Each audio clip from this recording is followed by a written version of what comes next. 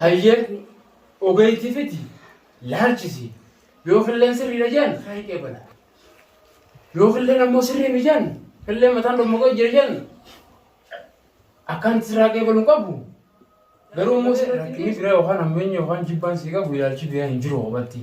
Na jibbitus manamni wal wajjin bulchu jiru malee siif muyyuu yuun beeku kaa'aan irraa gadi baha jee an ruusa kadhachuu hin dhumne sadaqaa. Yaan Oromoo itichaani itti jira itichaani buuni ta'uu riqichaani adda baasa hundaa. Assalamu alaikum warahmatullahi wabarakatuh. Dhaggeeffattoota keenya badii tokko yoona irratti argitanii jettan illee an isinii fayyakkaa tolaa kana obboleeyyan akiraatii obboleeyyan lillaatii miti obboleeyyan lillaadha malee obboleessa illaatii miti. Rabbii rasuulii ennee obboleeyyummaa waliin qabnaa muyyoon kun firasaati otuu isa barbaaddu kalaas bakka dalagaa baatii sadi teessee achii dhuftee mana wallaaltee telefoon Afrikaan qabdu shaaraa irratti siidha shaaraa irra taa'aru Oromoon tokko itti dhaqee fuudhee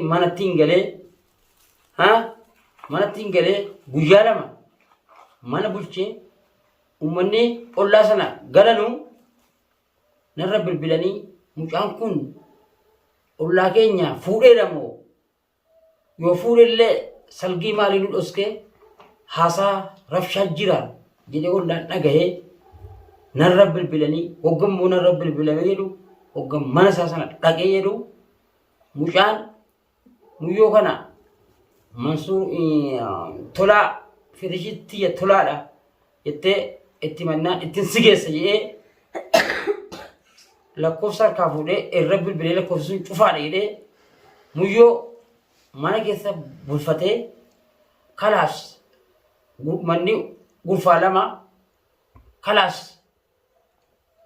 achiis illee jedhee irraa bahee ollaa hin bulle kalaas akkasitti illee gurfaa sana rabna jennaan kalaas muyyoon diddee rukuttee hogganni fi walitti seenaa jedhu muyyoo akkasii kana qalqabee hogganaa arganii jedhanu yerreenu rifatan asumaan taa'e jedhee muyyoo teessee gurbaa gatteessee hoggan jedhu kalaas mucaan kunis Oromoodha isiinis obboleettii keenya innis obboleessa keenya hoggan gatteessee gaafadhe jedhu mucaan kun maal si godhee jedhee isii gaafannaan obboleettii keenya kana gaafannaan kalaasadha bakka tokko rafna naan jedhe jette ahaa hayyee nama rakkoodha namatti deeme tokko waan kana namni qalbiidhaan ni yaada naaratullaahi jedheen achumaan kalaa mucaan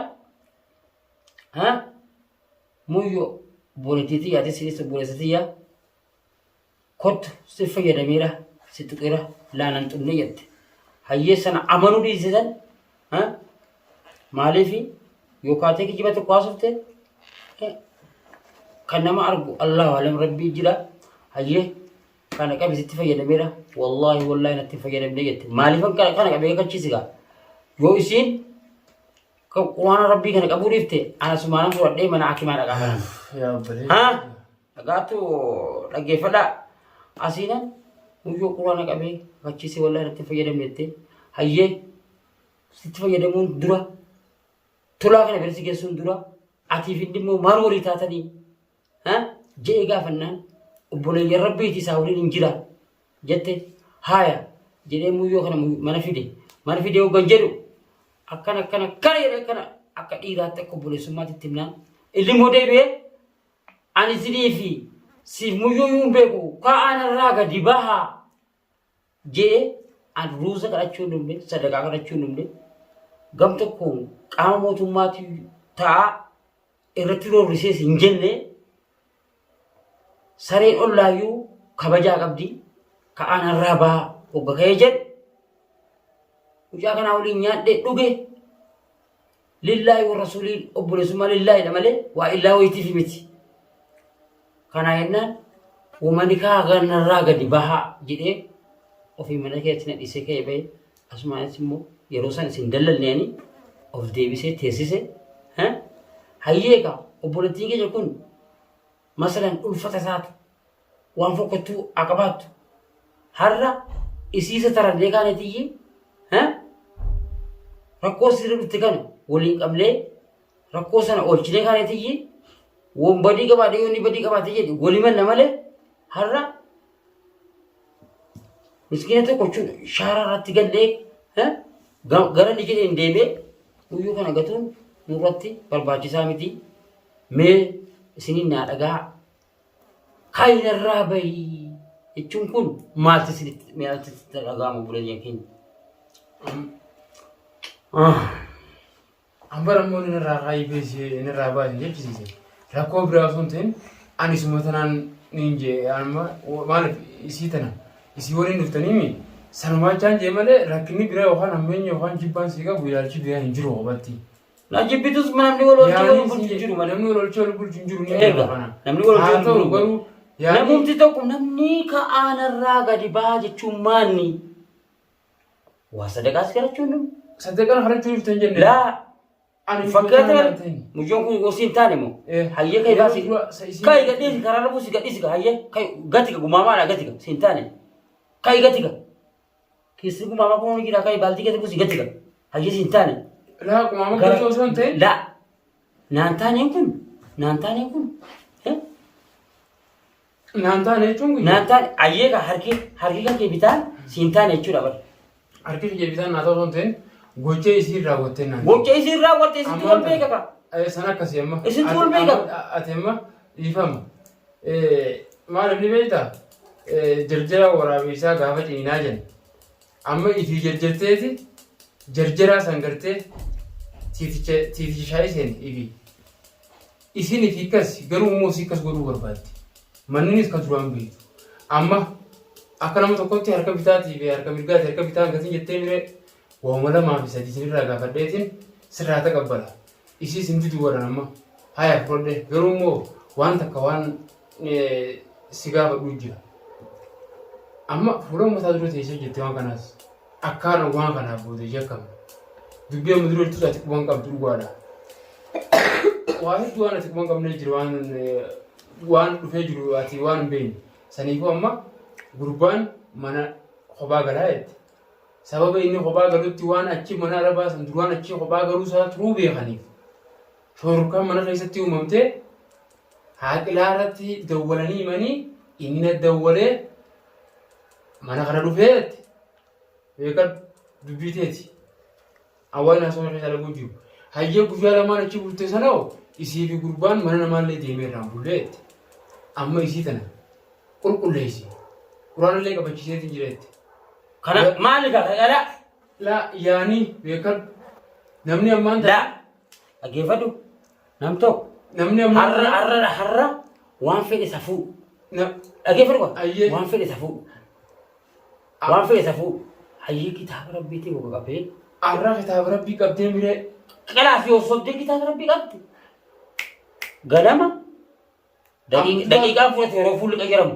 haayee yeroo jaatii qayyaru suuraa qayyaramu namni kitaaba rabbii qaban tokko beesumatti maal fakkaata namatti amantan rabbitti amantan amma duraas dubbii jira beekan dubbii kanaa laa saka dubbiidhaa sanaa wajjin lama kanaa ka duraaniis ka ammaatan nam tokko gokee aayata rabbii kee qabatee jedhu wasitti dhagaama qalbii kee awoo dhageeffadhu waan takkaan si maayee hin dhageemu akka ilma dhiiraa tokkotti natti hin dhageemu gaafa kaani intalti as dubraanii jennu dubraa jetteen dubrummaa ni qabdaa ni qabu hayyee biyyaa ilmuudha qabdi quba qabaadhunaa isiin jenne beekan isiin jenne afoola oromoo tokkorraan isi jechuu jira uumaan dhageedhaan ijaan argee miti kananii dhagee garuu ammas itti dhaqabeetiin jira waan akkasii niis argee kara boodatti dubrummaa qabdaa ijeen dubrummaa ni qabaa jetteen ilmoo biyyaan qabdu hin heerumne hayyee gaasiin fudha gurbaan ammaas nama aqlisaa dubrummaa bicha irratti hidhaa jiru beekan ifiis dubrummaa qabaachuu allaa walaaf rabbii beeka akkasitti gaafa kan heeruman amata lama moo kana hojii fixan amata lamaan kana isiin abbaa sii malee haadha dubbiftu ilmoon haadha bireertiimi abbaa dubbifte maal salaamaadha haisii fuudha kun ummaan dubbisiisiinuma jaawwa yeroo hunda iidaa afran irratti iidaa afran dhuftuufi soomana lamaan kana irratti gaafa kan achii gaa eegee ilmoo lama dhaltee fi beekadhu isaaf ilmoo lama wal jala dhalatteef. Gaafa kaan maal jettee ni beektaa? Waa takka waan hin addisiisee jedhetanii si balleessee jira. Sannaaf har'a nu kuttaa'ee jetteen. Angaa inni sanis allaa waalam ganama akkamii? Hagaa isii takka dhaltee dhufti san dubra jaanii ilmaan lama hayyee dubra jee fudhate sanis. Sanis aluma ajaa'ibsiisee beekadhu. Isiis akkasitti amata lamaan san dubrummaa bakka fiddee ta'an ittiin beeku. Akkasii qabdi bakka lamaan kan fitu itti dubbiin. Akkasitti gaafa kan ogguu haadha dubbisan. Yaa boo mucaa keetoo dubbisi kaayyattee ni bara. Haaya. Namichi waan dalagu jiru warra isaanii kanatti ergu jiran. Gurbaan achuma gaggaba hala hojii. Beekuba qabaadhu. Dubbii akkasii hundaan dhagaa beektaa. Haasawaa ajaa'ibaa garuu waan amma laal ni aareenii hudhame beektaa waan adda baasisee mu qabu. Saniif waan amma onni hin jiru. Mijoo tana. An dhalaa nama dhugumatti. Yoo dhugaa na gaafatte an dhalaa nama. Saniifuu nama tokko kadhalaa finnee asii joomma laalleewu. Waan tana. Nama tokko kadhalaa tokko finnee amma yoo isin waan tana laalleewu. Sana isin tureega. Eegayyee ogeetti fiti laalchisi yoo filleen sirriidha jaan sirraa hin qeebala.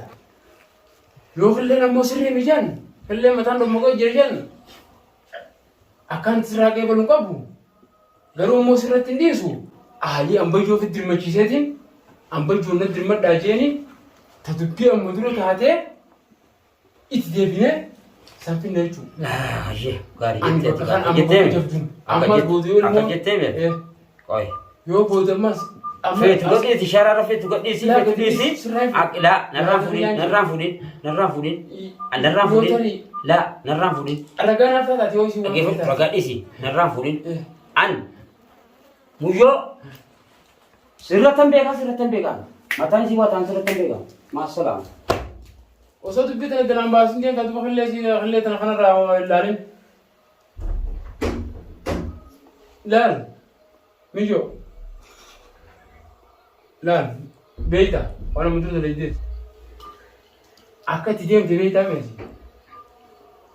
Amma haati manaa yoo dhufte beekadhu barbaree ija si naquudhaan girgiraadha mataa gubbaasin. Saniifuu kan qaanan isii sirraa lafa qabu jechuudha. Haasawaa keessatti jechaana. Tawaan ati na goote dhiibama jechuun natti ulfaata. Sana immoo akkasumatti nachisee kaaya. Dubbii hedduu lafa jira.